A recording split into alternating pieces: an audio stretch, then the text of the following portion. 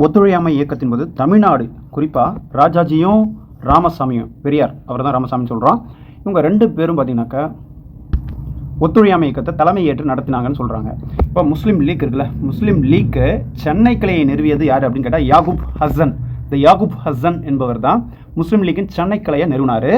இவருக்கு ரொம்ப நெருக்கமானவர் தான் ராஜாஜின்னு சொல்லலாம். அப்போ இதுலேருந்து என்ன தெரியுது அப்படின்னா, ராஜாஜியும் ராமசாமியும் ஒத்துழையாமை இயக்கத்தை நடத்துகிறாங்கன்னு தெரியுது.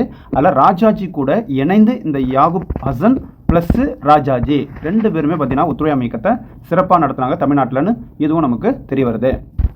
ஒத்துழையாமை இயக்கத்தினுடைய ஒரு பிரிவு தான் இந்த வரிகுடா இயக்கமும் கள்ளுக்கடை மறியலும். இந்த வரிகுடா இயக்கம் குறிப்பாக சொல்லணும்னா தமிழ்நாட்டில் தஞ்சாவூரில் வரிகுடா இயக்கம் முக்கியமாக நடைபெற்றது.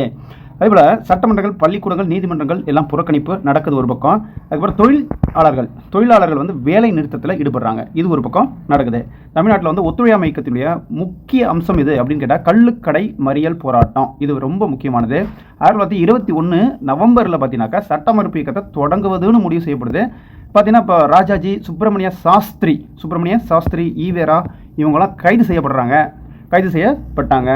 அதுக்கப்புறம் வேல்ஸ் இளவரசருடைய வருகையும் பார்த்தீங்கன்னா அந்த ஒத்துழையாமை இயக்கத்தின் போது தான் அந்த வேல்ஸ் இளவரசருடைய வருகையும் நடந்துகிட்டு இருக்குது. அப்போ 1922 ஜனவரி 13 பார்த்தீங்கன்னா வேல்ஸ் இளவரசனுடைய வருகை புறக்கணிக்கப்பட்டது. இந்த அடக்குமுறையில் பார்த்தீங்கன்னா 2 பேர் கொல்லப்படுறாங்கன்னு சொல்கிறாங்க.